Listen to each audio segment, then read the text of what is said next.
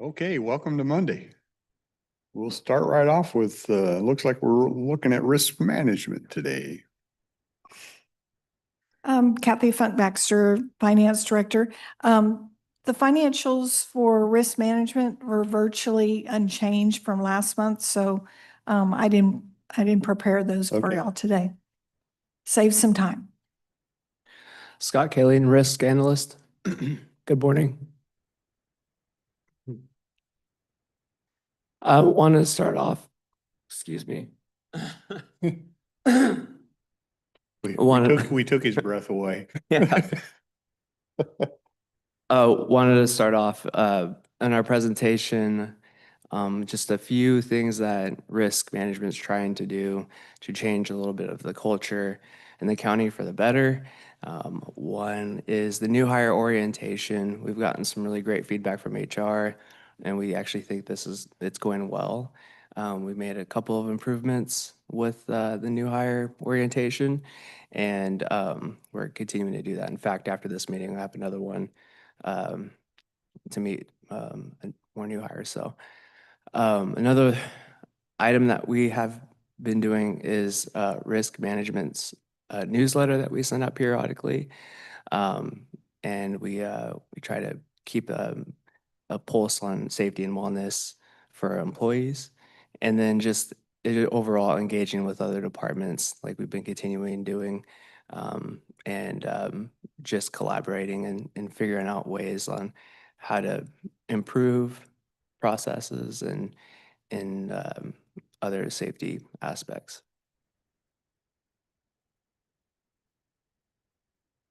So we're going to start off with workers' compensation, and um, we've had 13 new claims as of May 1st. We had one new claim during that period, and then we had 5 that closed. So that gives us 9 currently, with 9 current open claims, with a large proportion of them being aged claims that are more severe.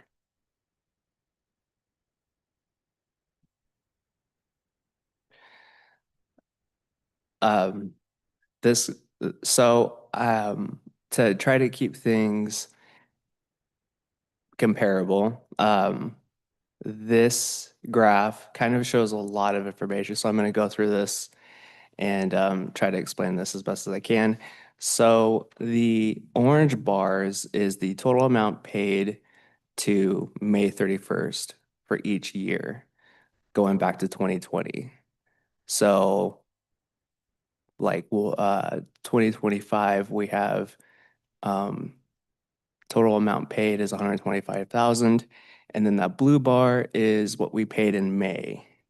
And this is actual paid. So in May, we had paid $34,000 in 2025. The lowest number in the white box is claims that were opened that year to May 31st, to try to keep everything consistent.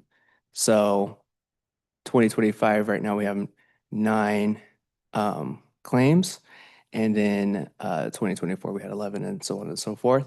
So I was able to pull a little bit of averages for what claims were costing per day, and that is the boxed numbers right below the blue lines. So that is showing an average cost, and that is broken down by the total amount up to May 31st by the number of claims also open in that year.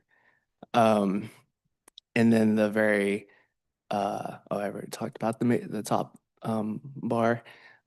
So as you could see in 2021, there's a couple peaks, 2021 and 2022. I had some major surgeries that year. We had 3, and that is why the average of that cost per claim is so high, because there's only 6 claims up to May 31st in 2021, and half of them were major surgeries.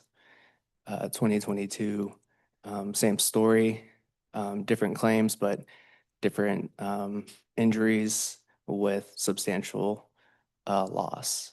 So there's a tiny bit of improvement from 2024 to 2025. So that's some good news right there. We've had a lower number in claims, and our cost up to May 31st is about 20 grand from the previous year. So that's somewhat of an improvement. And the reason why 88 or number is higher than last year's for our average claim or average cost per claim per day is because we had less claims because it's just an average. So, but that's not too high. It's about $5 more. So I would consider that a win as well. Scott, are there any variables that we can control to bring that cost down? From what we're doing, the only thing I would say that would bring your costs down is avoiding injuries altogether. That's pretty much the only way you can combat this, because once a claim is open, there's not a lot that can go on with the claim to bring down its cost besides just administrative role stuff. So the amount of time that the claim's open doesn't affect its cost per day? It does, but there's not really anything the county can do as a whole for that. So like a good example is somebody rolls their ankle, right? And they're put on 2 weeks. That claim isn't going to be that expensive, right? But if you take another injury, let's say a shoulder injury, and they need surgery, that one's going to be substantially higher, regardless of how many days it is. So the average kind of it's really just an average on the year, not really per claim. I could get you that too. That's going to take a little bit more work just because actuary costs are, I'm still working with that. I have to go back to historical data to really input that because our costs, I have the bulk number of them, but to associate them to a claim is what's taking me the longest. So this is just an average for the year, or up to May 31st in this case. I think that's everything on this. Did anybody else have any questions?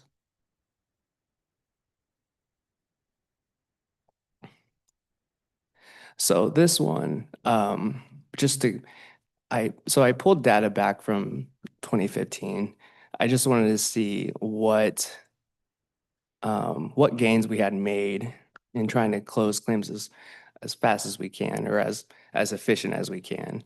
And these numbers are the number of claims closed in 2 weeks of opening, and there's not a lot.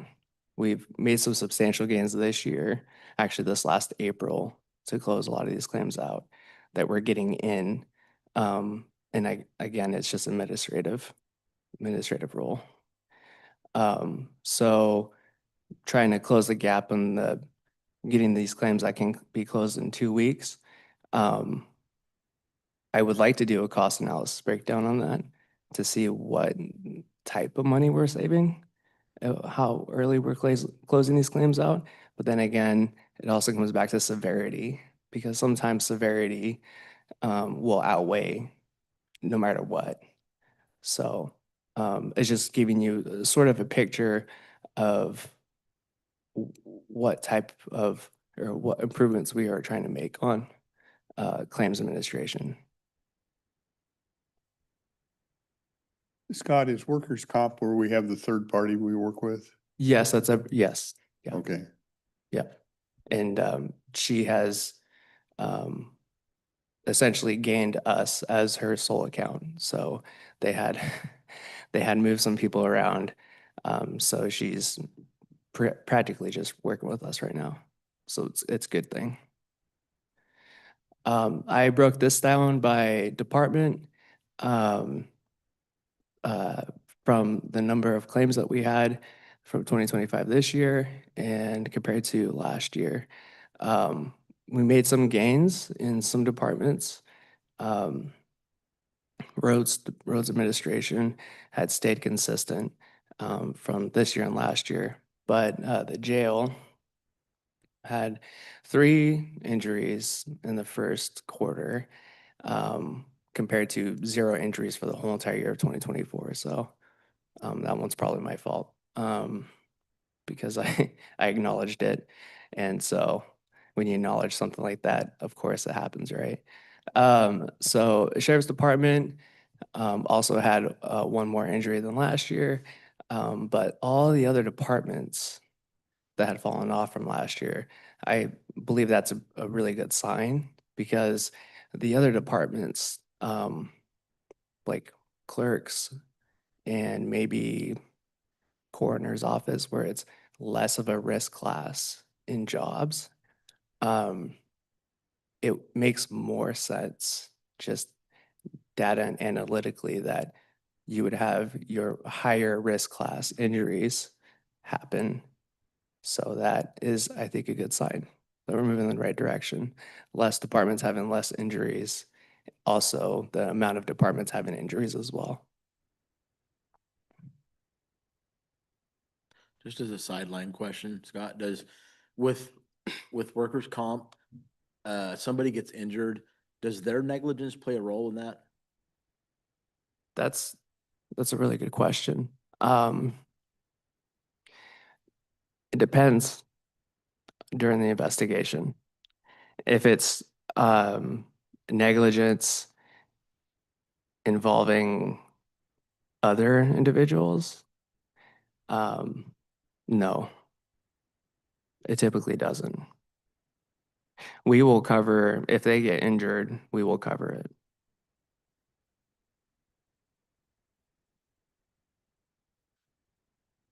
Unless if it's What if they're, pre-existing or, what if they're not following like a safety procedure when they're like disassembling something? And sure. does that fall in that? They don't wear the hard hat, or they don't do?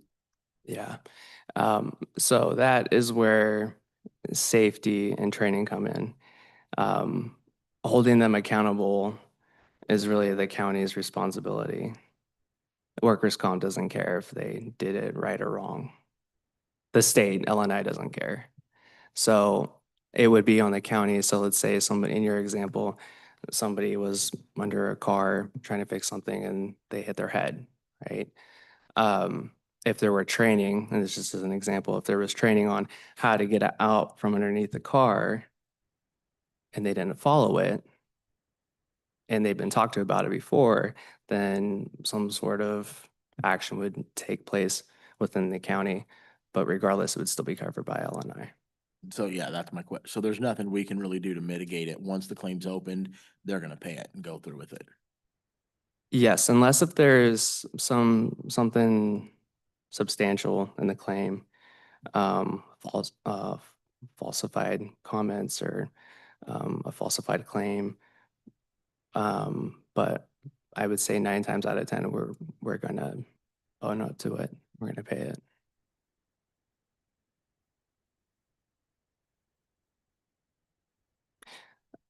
All right, if there's no more questions on workers' comp, this is liability claims. So as of May 1st, we have 11 open, and this is just to back up. This is with the risk pool. This is our liabilities claims. So we've had 11 since May 1st. We didn't close any. We didn't get any new, but we have almost all of them in litigation, except for one. So, yeah. And that's it. Any other questions? How do we, if a third party injures somebody on a road crew, how does that fall into our responsibilities or versus the person who causes the injuries? Well, That would be covered under workers' comp, regardless of who's at fault. If another work crew from like another city, right, runs into us, we could file for damages, but regardless, that claim is going to be with us. Okay.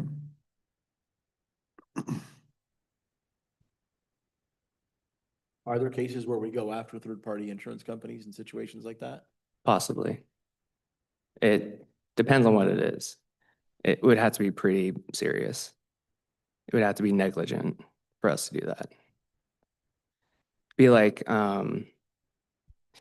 proving negligence for like a vehicle accident and be kind of the same thing, like if they were in the wrong.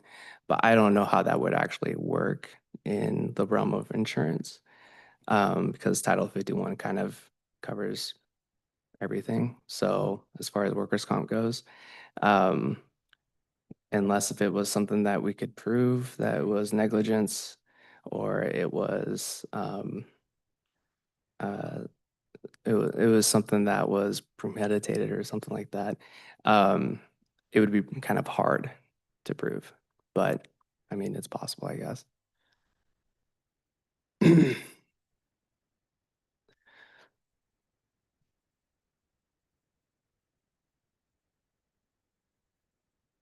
Thank you. Here we go. Yep.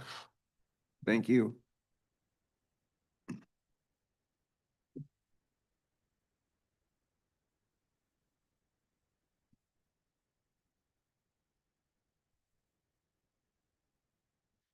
So we don't have everybody here. See, we have risk, we have corrections, we have building and planning. The only thing, public works and facility, Sean was here.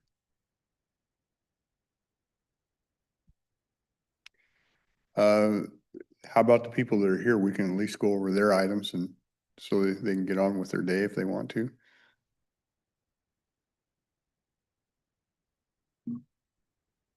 Kathy Funk Baxter, Finance Director, sitting in for Shelley. She's at a conference in Seattle for the next couple of days. We actually have one item. I believe it's a public hearing for the code change for music festivals. Oh, the music festival Yeah, change. so we presented that previously when we requested the hearing, and tomorrow is the actual hearing.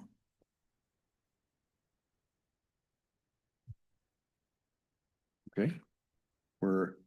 If I remember right, we're amending a code from like the 70s. From the 70s. And I think we're trying to upgrade the insurance requirements and stuff have changed. Bring it all up to date. drastically Mhm. Since that period of time. Yep. And Okay. bring the whole thing up to date. And to my knowledge, we haven't received any comments in our office or anything like any Fine. written comments. So No old hippies coming in and yelling at you.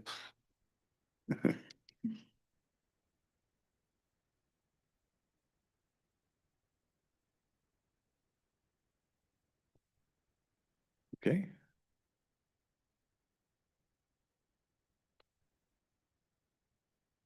Ren, do you want to talk on yours?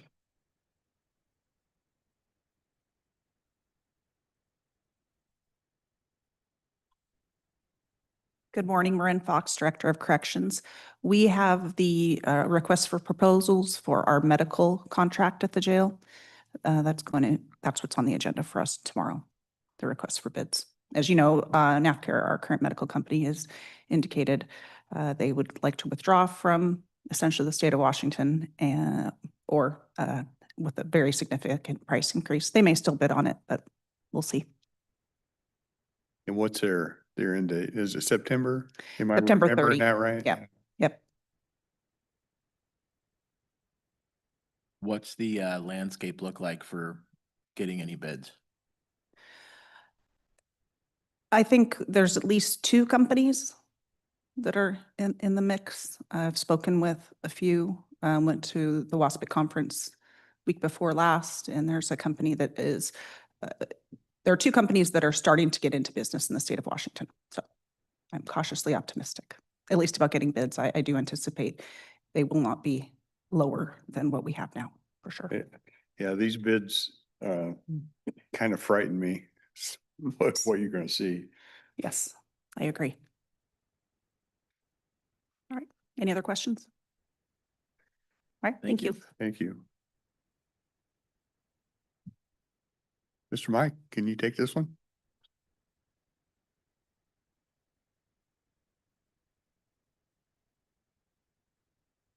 Morning, Mike Wilson, Building and Planning.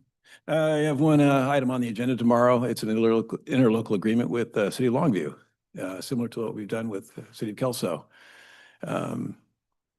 Pretty standard fare. I don't anticipate there to be any problems. It should be a pretty smooth action.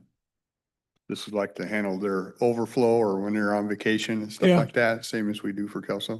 Right, and Longview's department is slightly larger, so I don't anticipate there would be much activity. But it's good, cross boundaries, maintaining some continuity and providing service where we can fill in.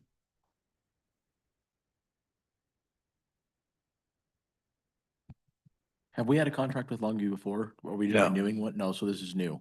No, it's word spreads around. We have the capability, the staffing, and knowledge of the area. Contractors are confident with our abilities to do the work. So, it just seems to be a reasonable fit. And our relationship with Castle Rock, we've been doing that for a while and that's been going good. Yeah. Yeah, that's good. Yeah, they approached us and same way, City of Longview approached us, Mhm. as the Yeah. word gets around and, find it very useful. I mean, we're here anyway. I mean, Yeah. Yeah. we're covering the same territory. Sure. Well, I think it's a sign that, it's a good sign when the county and municipalities can work together to help each other in ways like this. So it's good. Yeah, even all through the Southwest region, because we meet regularly with other building officials and so forth. And, maintaining a consistency, seeing things the same way because, the code comes down from Olympia and there's, you can look at it through the lens one way or, very harshly in another way. And so, we endeavor to, maintain that consistency of the way we see things and interpret things. So, and that's especially true here, Longview, Kelso, the county at large. And then, of course, even moving into Clark County, we're trying to endeavor to see, things the same way, interpret things the same way so that, one's not played against the other. It's that often, it can destroy the reputation of a department. So.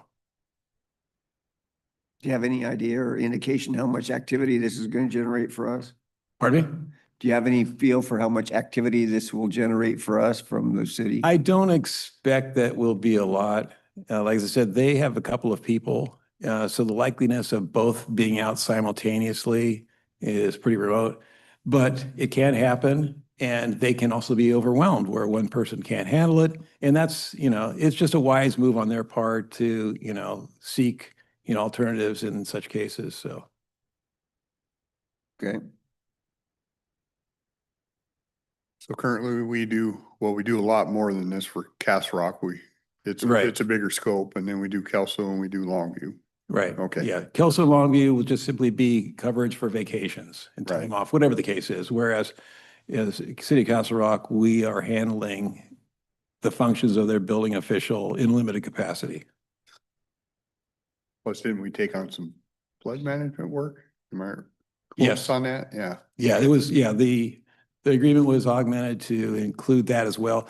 And, it's something of a trial and error, I think, on their part. They don't really, in some part, maybe not realize what the full scope of a building official is because their city code defines it in one way. And so, they're navigating through it as we are. So, Yeah. and so far it's been successful.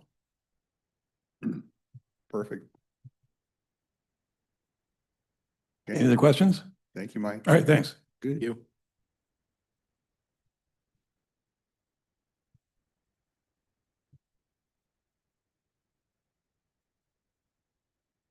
while we wait for the others to come in, and they may not be here till 10. They don't have to be here till 10, so,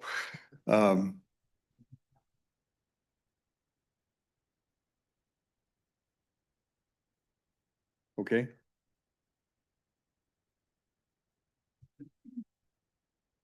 And that would be Gina, I hear you're on. Do you want to run over a couple of these applications?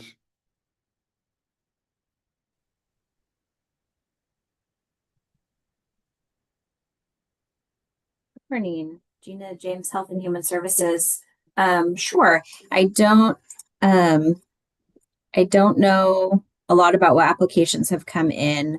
I just want to make sure to answer questions about membership and what we have open. It looks like Yeah. there might be an appointment to the Homeless Housing Task Force. So we do have an opening there. We currently have 13 members and can have up to 15. Okay. How about veterans? We have two of them here for veterans. We do have 2 openings on the Veterans Advisory Board. Jim Stonier recently resigned, so his position He is did? open. Mm-hmm. Oh, I'm sad to hear that. Yeah, me too. But he's still at the Veterans Service Center, volunteering there. He just had stepped down from the advisory board. So, and then one other member whose term had expired, and we've had a hard time getting in touch with him, and so his term is up. So we do have 2 openings on the Veterans Advisory Board. Okay. And, And I know last time we spoke, Elisa White came up for the homeless housing. yeah, task and I force. know you're gonna have a That's conversation. good. I called her, good conversation. She's already involved, in the community with a lot of the stuff, and she just wants to help, in that area, in the unhoused. Really good conversation. She seems very level-headed. I don't think I'd have a problem recommending her. Okay. On her application on any other organization memberships or currently older positions that she occupies, she's got nothing on there. Yeah, so she's a certified peer support specialist. Okay, So she works with those people and has had jobs within that industry. So okay, she doesn't consider her job as she doesn't sit on any boards. It's what she does for work. okay. Yeah. Okay, I'm okay with that then. The 2 on the Veterans Board, Mr. Okay, and Yeah, Todd Bowes, I hope I say that right. Mr. Bowes looks like a career in the Coast Guard and involved with Longview Noon Rotary, YMCA, Habitat.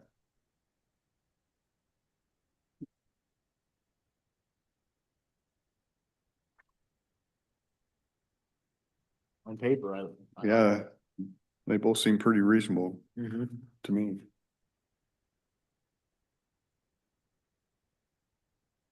We all kind of thinking that? yeah, We're good with that? Yeah. Okay. That takes care of 3 of them. All right. Thanks, Gina. Okay, thank you.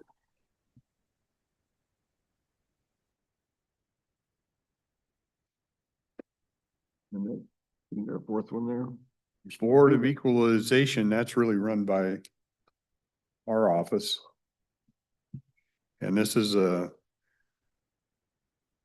has some kind of semi-judicial stuff because I have to swear these people in when they're brand new. Correct. And They hold actual hearings. and Purvy's our liaison to that She- group. She is the clerk of the board for the Board of Equalization. And we must have an opening. Okay, Yes, the chairman, Laura Yoder, she has moved to a different state, so she's no longer able to serve. or moved out of state? Yes. Oh, no kidding. Wow. Her husband kind of helped run the rodeo for years and years and years. He's gonna be missed. I'm assuming they moved together. Now they're Washingtonian running for the hills. Yeah.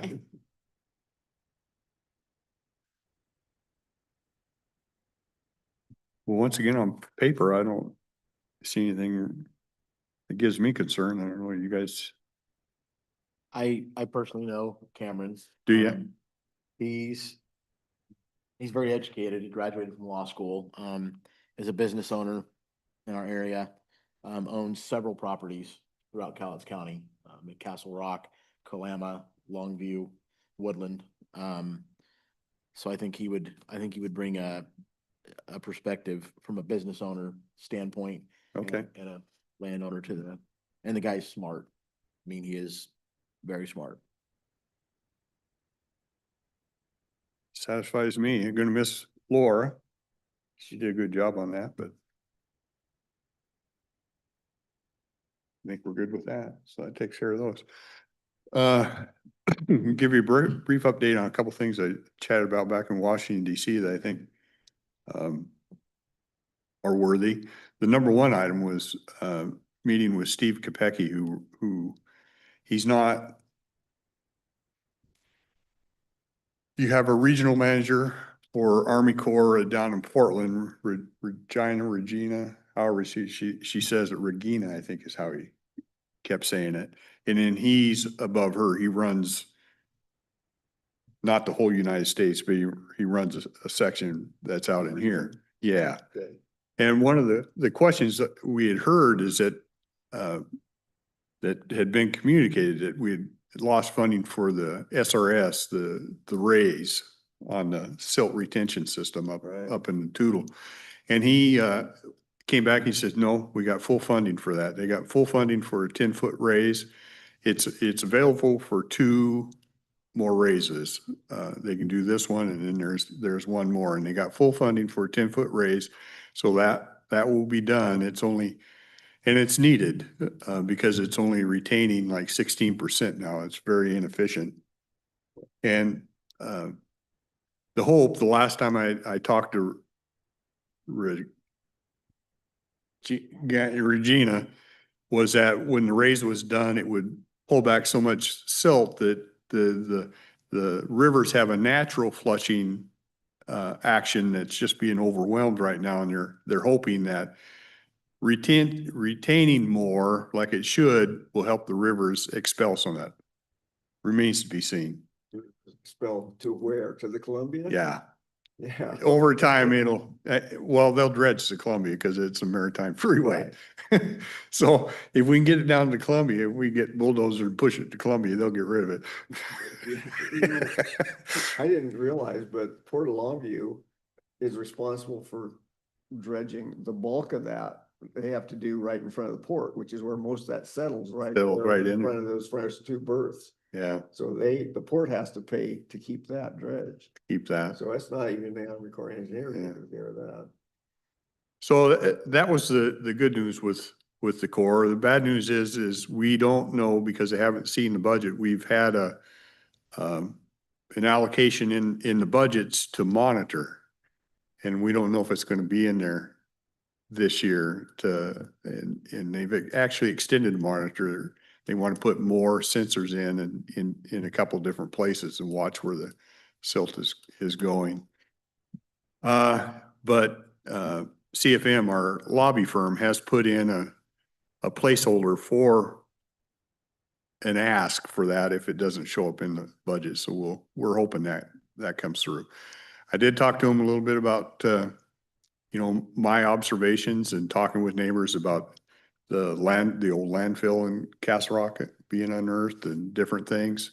And they gave me, and we were going to put something with the local Corps. They gave me some that, not really to fix it, but to kind of help us with the engineering part of it. Am I pretty close on that? Yeah. So we'll see if we can get a little help there, but. I find it interesting that the monitoring thing, we could call them and say, we have natural monitors, just go take a look at Longview and Kelso's water intakes, and they're under 3 to 5 feet of Yeah. sediment. I mean, that's Well, pretty good monitoring. Castle Rock too, where their treatment plant expels, it's getting to the point of depth that it will start causing them problems with EPA. So it's a battle, and the port is working on, and they've been working on it for a few years, but it's getting closer to try and we want to get their authority expanded. Their authority is flood control. Yeah. We want to expand it to, I think the port is actually trying to look at getting Cowlitz River designated as a commercial waterway, because in that navigable, because in that changes a lot of things. And they've been working on that for a long time, and I think that's getting a little more traction, so we'll see. But there's a couple different tacks. They're working on that, and then my ask to all our two senators and our rep was, we would like to see that authority expand too and start looking at migration and silt buildup. I can't imagine monitoring's a big deal. Every summer they can walk from Castle Rock to the mouth of the Cowlitz and not even get their ankles wet. Yeah, these people, they just all, as you're probably becoming aware, they all work off of data, and if they don't have data, they don't want to do anything. So we had a good conversation. We had a had a conversation with Gluskamp Perez. We've talked in the past on housing, so we started. I wasn't there to talk about housing, but we started talking about housing, and then she asked me to stick around, and she was asking me some questions on, and I'll relay this to you and what I told her. We have, and I think Jamie Herrera Butler got through where you can euthanize seals to help the fish population. The way they do that now is they trap them, then they transport them, then they euthanize them, which in her mind, and I would agree with her, it's probably an inhumane way. If you trap anything, it starts causing stress, and then you're taking it a long way, and then you're euthanizing it, and it costs a lot of money to do it that way. And she would like to get it to the point, and she has another Representative Newhouse, which is on the other side of the aisle, is with her on this. She wants to change that where you can take care of the animal right where it is and cut out the expense, just make it more common sense. And Sell tags. Yeah. that's a real possibility. I guarantee. Generates revenue. That. Yeah. Takes care of the animal. So my conversation with her in the follow-up phone conversation is, I said, if they believe that we can provide some help on that, I will present that to the board, and we would consider making a decision that how we could help you move that, because it seems like a common sense upgrade to what we're doing now. And that problem that's only getting worse every year. There's more and more seals coming in Yeah. further and further up the tributaries. So those are probably the two biggest key points. So USDA was a nice visit. We're thanking them for the help they're giving us. I will tell you that Army Corps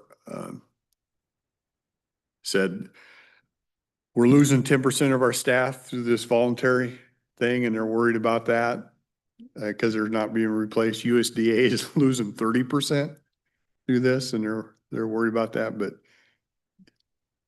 in my mind, well, that's an opportunity to find more efficient ways to do what you're doing. Amen. I was gonna say, they're the only ones worried about it. Yeah. So, Unfortunately, it'll run downhill for a while. and then while we have the time, I'm open to, we all got, and I think you actually had an opportunity to meet with City of Longview, but it sounds like from the correspondence that I saw today that came to us, the City of Longview has asked the state for an allocation to help them run Hope Village through the end of September. Am I? 1.5 million. Yeah, 1.5 million. And the indication is coming that Department of Commerce may be sending that through us as the conduit. I don't know quite how to handle that. I'm not. I can imagine there's gonna be some discussions going on. Yeah. They've already talked to me in the presentation between, Chris Collins. Gina, did you want to weigh in on that? I don't think you've gotten a contract or anything, so we don't really know what it is. It's just kind of an awareness thing since we got the email on it today. Yeah, and I've not received anything directly from Commerce that says, we're to be the fiscal agent for that particular project. What I know right now from Commerce is they're not requiring that funds go to a specific entity, that they'll come to us in the contract just like the other funds do, and then we decide how we want to allocate those funds. That's what I know right now. Obviously it could change when we get the contract, but I asked specifically about those funds because we've not received those before. They've historically gone directly to the city of Longview. So that's what I've been told thus far. Like I said, we don't have the contract yet, so it might look different when the contract actually comes. But from what I was told last week, there was not going to be a requirement that they go to a specific entity. Okay. So I don't want to get too excited about it till we see it, but I think it's proper to be aware that we have something we're going to be taking a look at and how you want to handle that. Well, I was gonna say that Jennifer Wills and Chris Collins are under the impression that that money, they ask for it, they don't understand why it went where it's going, but they think that that's their money. That's their perspective on it. So it'd be interesting to see how we shake out on that. Yeah. Well, I agree with Gina. I don't know why they wouldn't send it. They've always sent it direct to Longview in the past, and why that would change. I'm not, Why they put not us in sure. the middle But, of it, I don't know. maybe when the contract actually arrives, it'll give some a little bit clearer direction on that.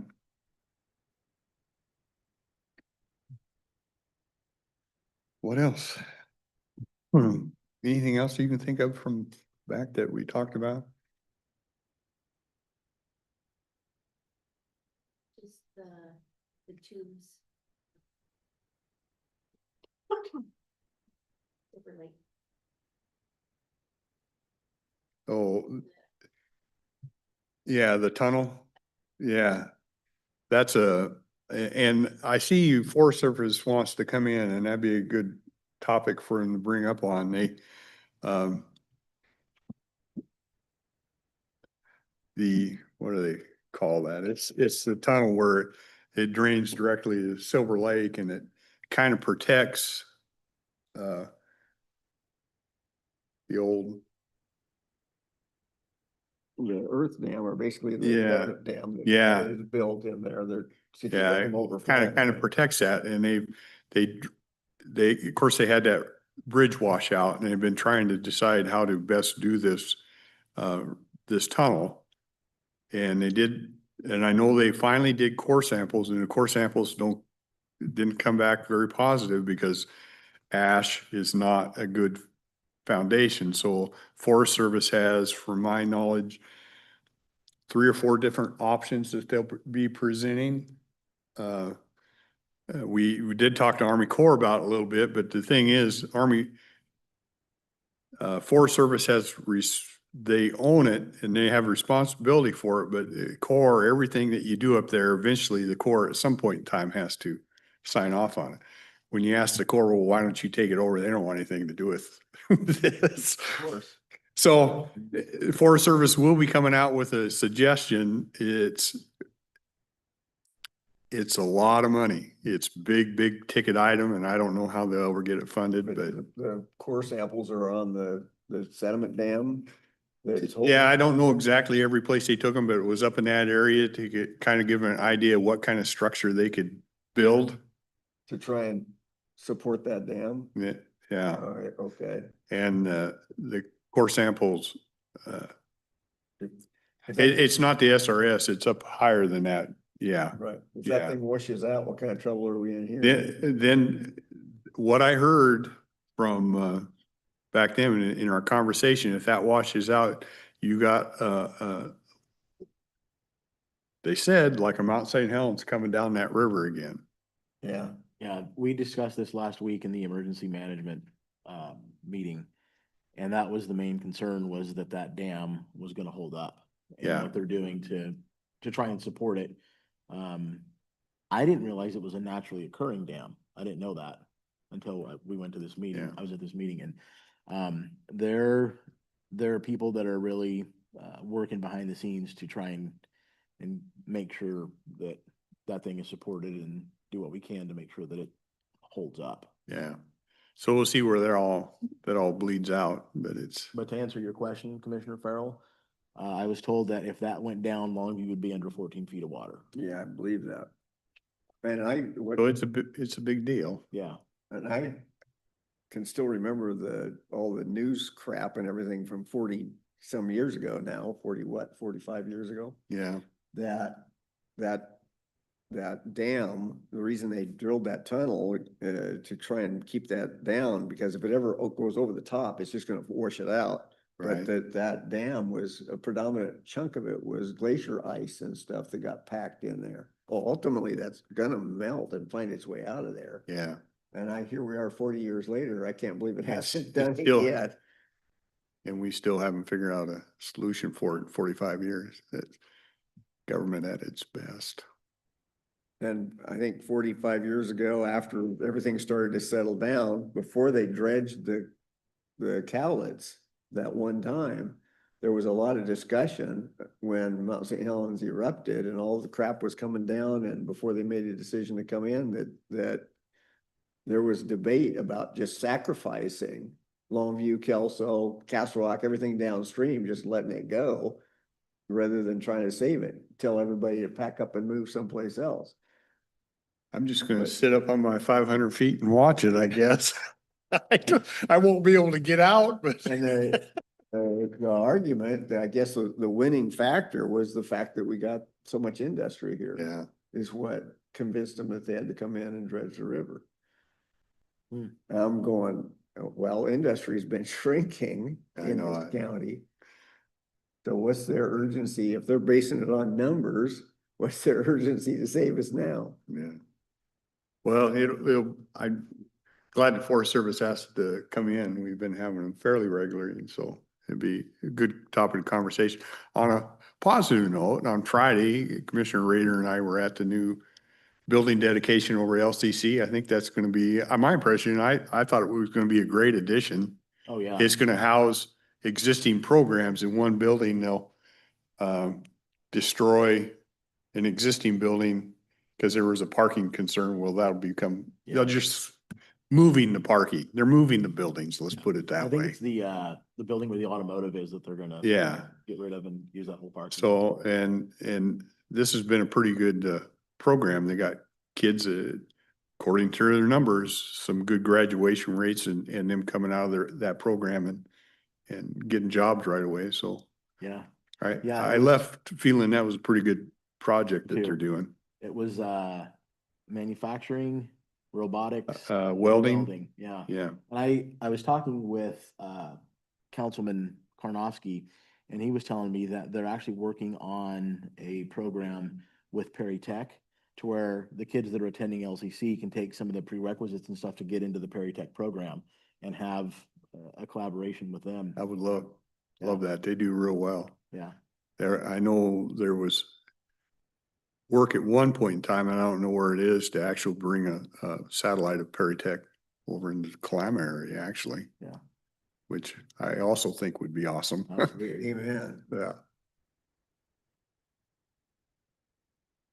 So, anything else? We can take a 10-minute break till the others arrive. Okay, we'll recess for 10 minutes.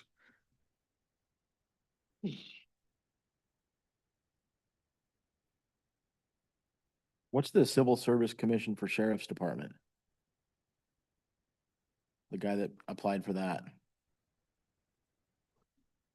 I have a Civil Service Commission for Sheriff's Department.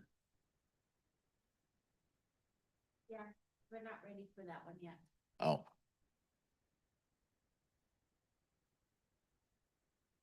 This new healthcare contract for the jails is. oh, man. And that's another one of those things that. That's one where I think you better hold your breath. Yeah, what do you do? Walk out holding my ass.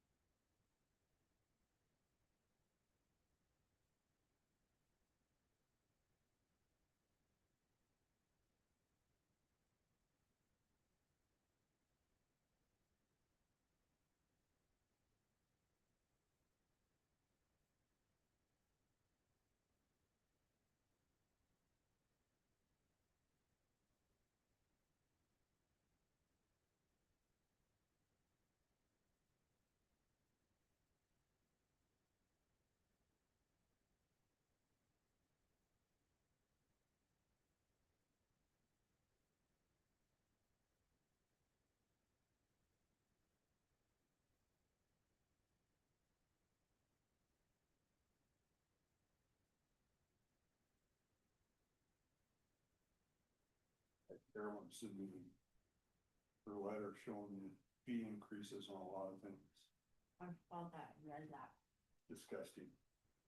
Absolutely disgusting. I have time tomorrow. I think I'll chat about it. There's the wrong one. Huh? Came through early. My reminder popped up and I was like, there you go. No, I'm fine. Well, we would have let you go. We let some of the others go early, yeah. Well, usually those risk ones take the whole hour. Yeah, that's Right. true at times, but Yeah. Scott had, since I think last month they went over a lot of the budget stuff, so it's quicker. Yeah. Where's the boathouse? Boathouse is, the Hall of Justice sits, if you're looking at the Hall of Justice, the Yeah. boathouse, that little building right up above the parking lot on the south side. That's what they call the boathouse. Fairly up there. It used to be a marina. Yeah, that's why they call it the boathouse, right? Yeah. Of course, I'm old enough, I'm sure you are too. Remember the little tavern set on the other side? God, yeah. Yeah, Bridge Bender? yeah. So one of the, well, two other requests from the city of Long Beach. One was they're looking for a place for their homeless people to have Cold weather. to be, to be housed to be located during the day rather than at Civic Center. But the gazebo, they wanted to know if we could let them go to the boathouse. It's gonna be occupied for most of the winter. And then, Well, I don't is know. what? It'll be occupied for most of the winter with the project.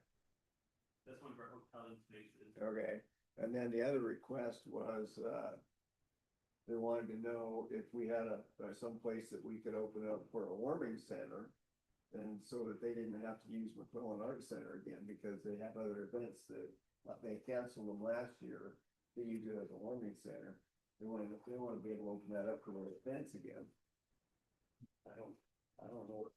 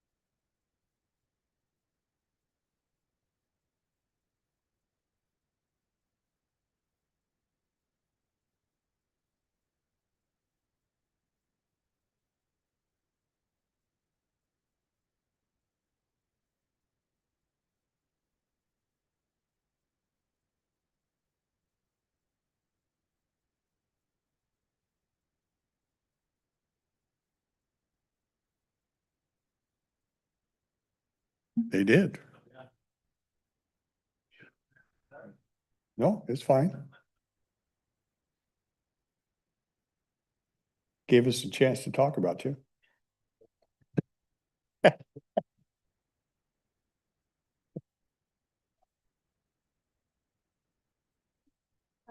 In December, because I had several calls last week about private road issues. Have you? Yeah. Somebody built a wall and I can't see at the intersection of private road. How do I get stop signs up on a private road? It's all internal. Yeah. It's your guys' road. You need to take care of it. I mean, it's just like my road. I need it brushed. You guys want to come up? Should I get Mike and bring his machine up? Yeah.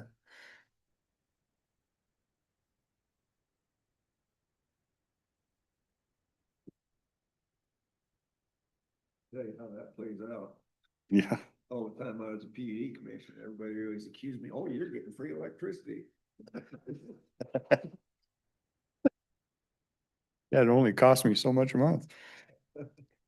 Okay, we'll keep, we'll back from recess and we'll go on Public Works. Good morning, Susan Eugenius, County Engineer. On the agenda this week is one of the biggest bid awards that Public Works has ever brought forward. We have the bid award for the joint South Cloverdale Road Comfort intersection improvement projects. We received 6 bids. The lowest responsible bidder was Jeffries Construction LLC. The bid came in at $7,256,372.86, which is over $1 million less than the engineer's estimate. This project is being, it's quite a bit under, but they were really tight. The first 4 bids were within $400,000 of each other. So his price was just a competitive for 4 bidders who thought they could do it for that price. This project includes road work and a relocation of the City of Kalama water line, which we did the interlocals for, might have been last week or the week before. We approved those. So of the $7 million, there's just over $510,000 of water line work that is the responsibility of the City of Kalama. So that brings the road work total down to $6,746,127 and some change. We are funding that through a consortium of funds. So we have STP funds of $2.4 million. The $400,000 of that going towards the water line relocation, CRAB funding of $1.25 million, and then ARPA funds of 2.3. So of the county road fund is approximately $1.2 million of county road fund for this project. We anticipate this project will start this summer, and we will probably have to do a suspension sometime this winter because we will not there's 2 large culverts as part of this project that we probably will not be able to complete with the fish window due to lead times on the bid items. So we will work and get as much work as we can get done, shut it down for the winter, and then start it back up sometime June, July next year to finish up those 2 culverts. We have met with this contractor. He's not somebody that we've worked with in the past, so we set up a meeting pre-award to have a discussion with him to make sure he felt confident that he could do this project, as did we.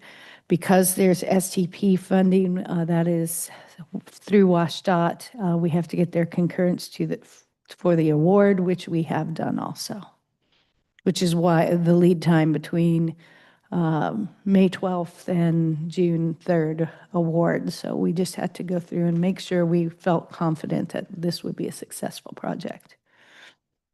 Boy, I know you've been working on this since I've been sitting here, and I'm assuming quite quite a long time before that too. Yes, It's been a long-term project. It's been at least 10 years, I believe, that we've been working on this project. These larger projects take anywhere from 4 to 10, 12 years to conceive, get the funding for, design, and construct.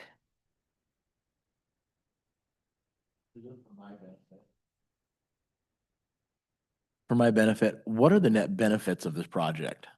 So so if you've ever come to the intersection of South Cloverdale and Confer, there is limited sight distance on Confer. So that portion of the project, we're lowering Confer Road in order to improve the sight distance. So that is one benefit. We are also straightening out some of those curves for both horizontal and vertical to improve safety. And we will reconstruct the whole roadway. And we have treatment in there for tire dust. So is it have we had issues and accidents before that's spurred this? So this is one of our developing areas. And so we try and look at some of our arterials and collectors in the developing areas of where do we want to make the improvements to prevent future accidents. I don't know the accidents off the top of my head. I can certainly look that up and have that available for tomorrow of the accident history through this section. But we do know it's developing. We know it gets a lot of pressure when there's any little glitch on I-5. This is where people try to sneak through. So those are the reasons we look at this. We're looking at South Cloverdale Road, Delameter, Coal Creek, South Silver Lake. Those are our larger, heavier traveled roads that we're bringing up to 12-foot lanes and shoulders so that we can keep the traffic moving. But we're being proactive and forward thinking. Yes. Okay. There's been talk once in a while if they ever look at another overpass, isn't that at the end of, off of there? Yeah. Some designers, some thoughts that it would make sense there. I think it's, We need something that Yeah. parallels the I-5 and that woodland section is the choke point because there is no good way to get from Kalama to Woodland.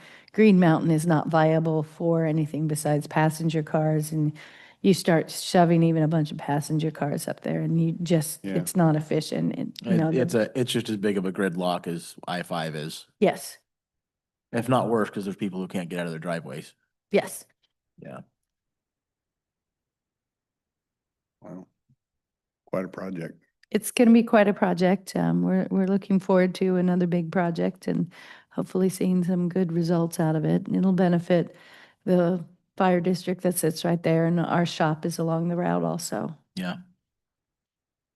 Took the better time of what you were working on when I was here is just getting everybody signed off. Yes, The getting everybody easements, signed off. yeah. Easements, and then because that took so long, we had to revisit the environmental permits. Yeah. So, Okay.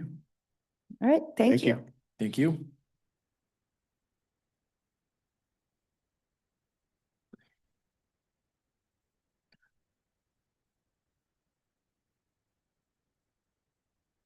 Good morning, Commissioner Sean Rowe, Public Works. Item number 5, our second motion item for tomorrow is a bid award and contract execution with WeatherGuard for this building, a roof replacement here. We had 7 bidders on this. The low bid was with WeatherGuard for $423,752. We talked about this a couple weeks ago, but we had to delay it for the agenda, and so we're just getting it back to the board now. Don't we have air conditioning and stuff planned on this at some point, or am I thinking of a different building? AC in this building was more recent. Was more recent, okay. We did do the boilers last year. Okay, maybe that's what I was thinking. What did we ever decide with a busted window right here? So it's out to bid right now. It's on SmallWorks roster, and it's for replacement of all the windows up there. We did explore the roofing route, and I think we got some instant feedback on that. Yeah, I heard when you covered that up, it got pretty dark. I wasn't here, but I think Commissioner Farrell was.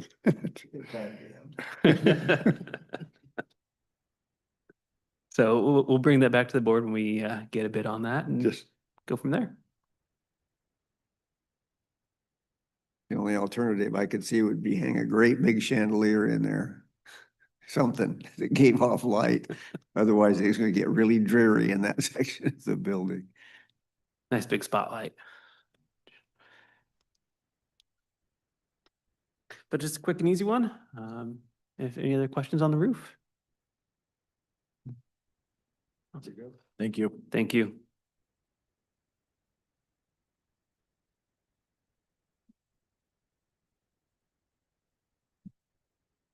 okay.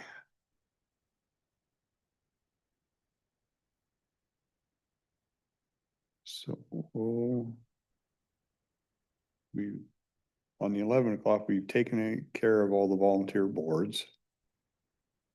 I don't know if Jessica has anything. We have an executive session. Is Doug joining us? Is he available? Could you find that out and then we can do that ahead of time, not keep Judge Hong all day? Okay, so we'll hang on and wait for them. Well, we don't have it till 11, but that's fine. We're yeah. We try to be flexible unless somebody has something just specific to that.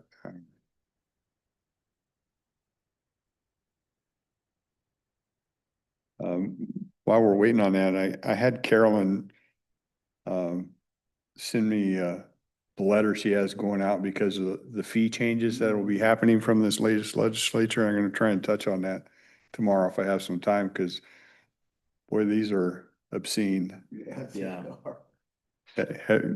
Yeah, That's gonna get some feedback. yeah. Some of those, the increases are 3 times.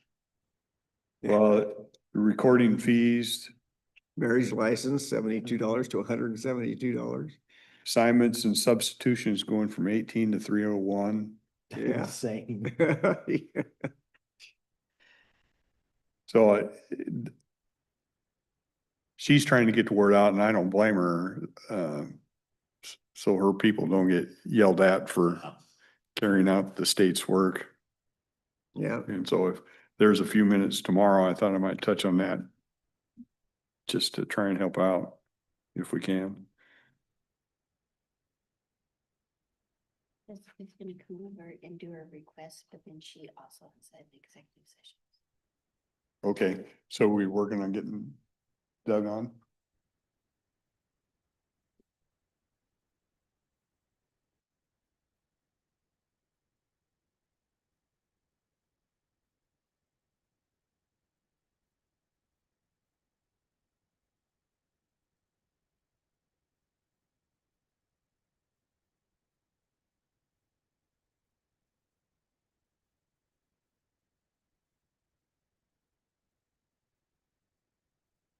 Hi, Jessica.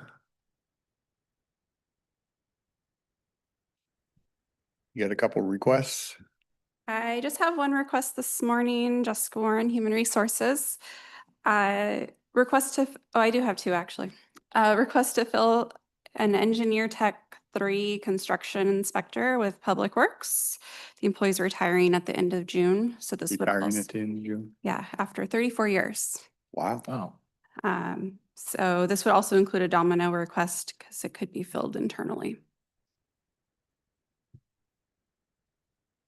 Say the sooner we get that out better. It's been hard to hire engineers, so Yeah, this is a technician position, so it should be a little easier. should be easier. Do we expect somebody in-house? Or no? I don't need to get too deep in the woods. I was just curious. So I don't know if we have anyone internally, because we just filled one recently and we just had one signer, so I don't know if we'll have anybody else. The union position, so they could come from the road crew that I don't know about who has interest. So we'll post it if it's approved and then move forward from there. Okay. Now, Susan, is this filling this position separate from the two that you were looking at? Yes, this is a completely different, this is our construction inspector. So they spend all day out doing construction inspections. And in the winter, when we're not quite as busy, they do pavement ratings and review utility access permits and do items like that for us, some housekeeping work. So And what's the status of those other two positions? we are still working on getting them filled. We have a couple more interviews this week, second interviews this week. Good.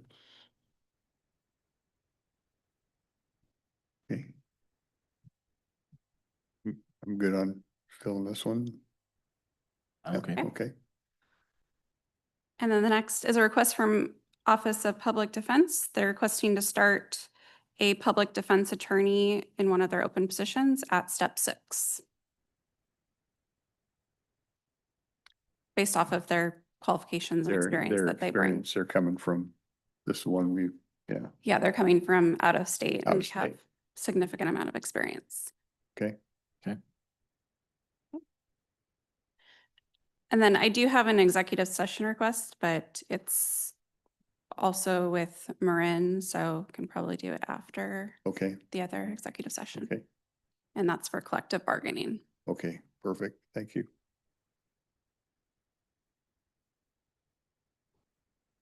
Doug's getting on. Are you waiting for one more? Okay, we'll just hang out here.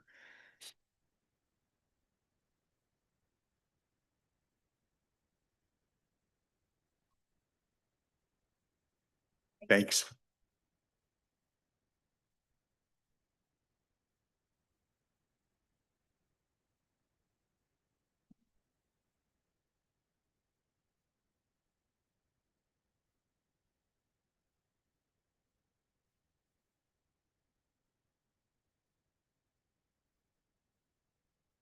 The brush hogging my field on Sunday. It always cracks me up. I got a couple ravens that kind of hang out, and when I'm brush hogging, they come and they start flying. They're looking for mice and stuff.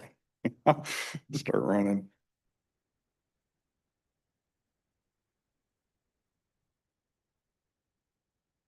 Yeah, this week was a honeydew list weekend for me. I took 3 things off and she put 4 more on, so I didn't get ahead at all. That's how honeydew lists work. Well. Okay, we're just Pick your waiting top for, 3 and for they one go more to the person. bottom of the pile. Wait. Hers are more important. Yeah.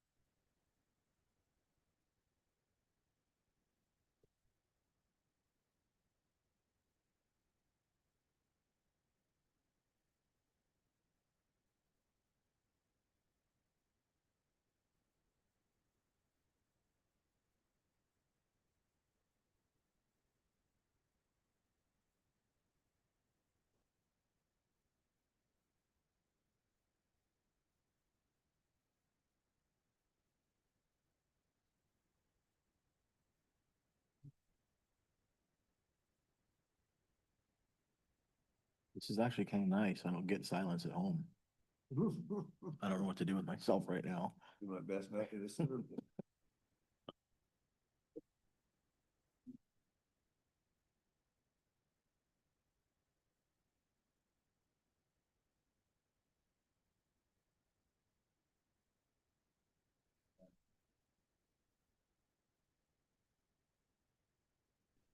COVID, where I was working, our boss, there was like seven of them on the executive team, each split us, so 2 weeks at home.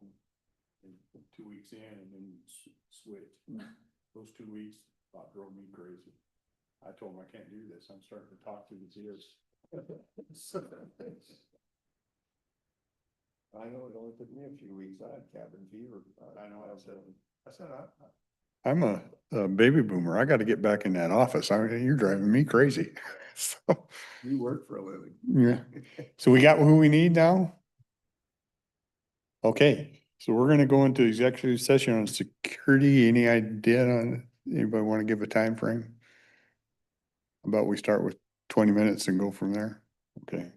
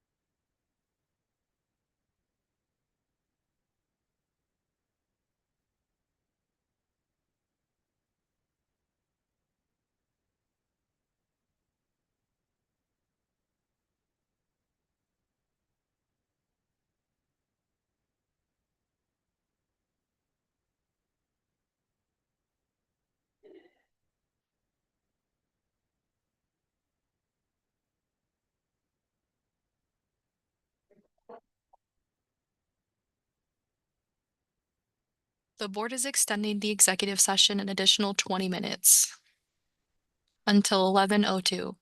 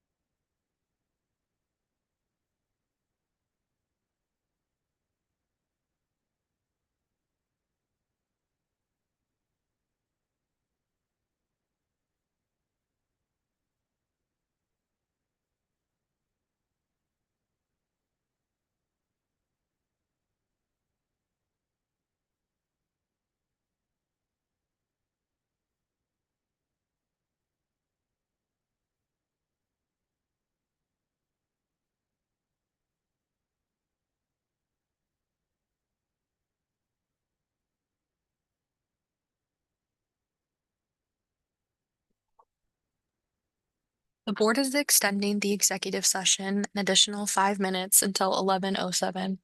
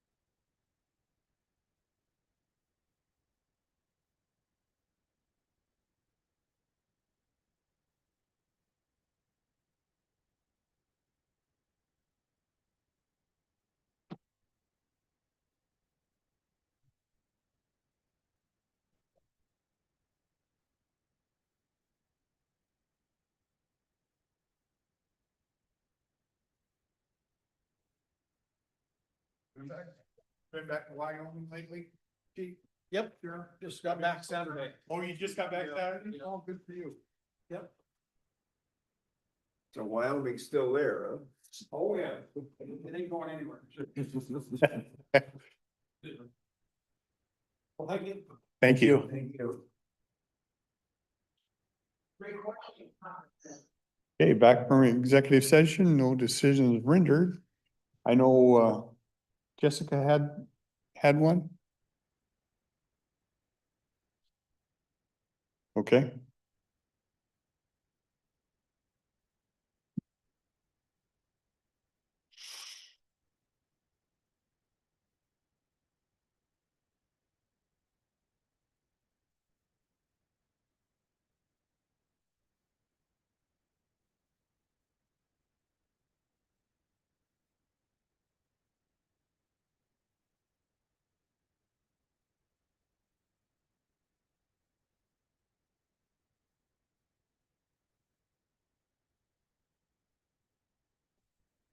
Okay,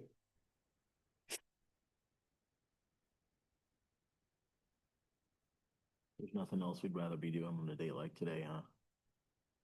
I'm telling you, I'm living the life. Yeah, amen. I keep thinking I'm gonna throw a fishing pole in the trunk of my car just so I can drive over to the Cowlitz River and start Yeah. standing on the bank, releasing stress, throwing something There you go. out into the water. Getting a spinner in there. Right until that sea lion comes up and grabs it. Yeah, well, then I'll be facing a problem, a big one. Okay, Miss Jess, I know you have a executive session, contract negotiations. You Yeah, gotta- collective bargaining, Oh, I would collective say bargaining, I'm sorry. 10 minutes. Collective bargaining. 10 minutes. Okay, we'll adjourn to executive session, collective bargaining, 10 minutes.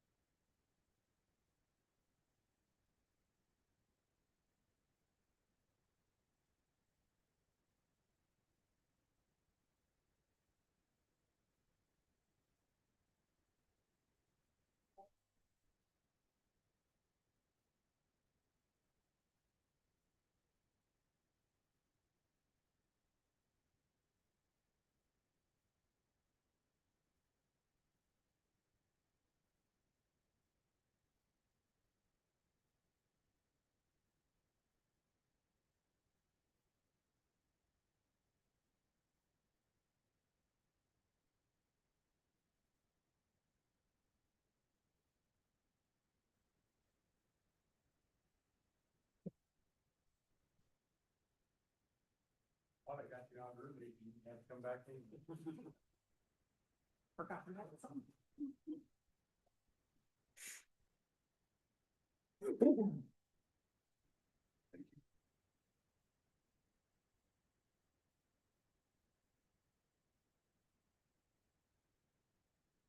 Okay, back from executive session, no decisions rendered.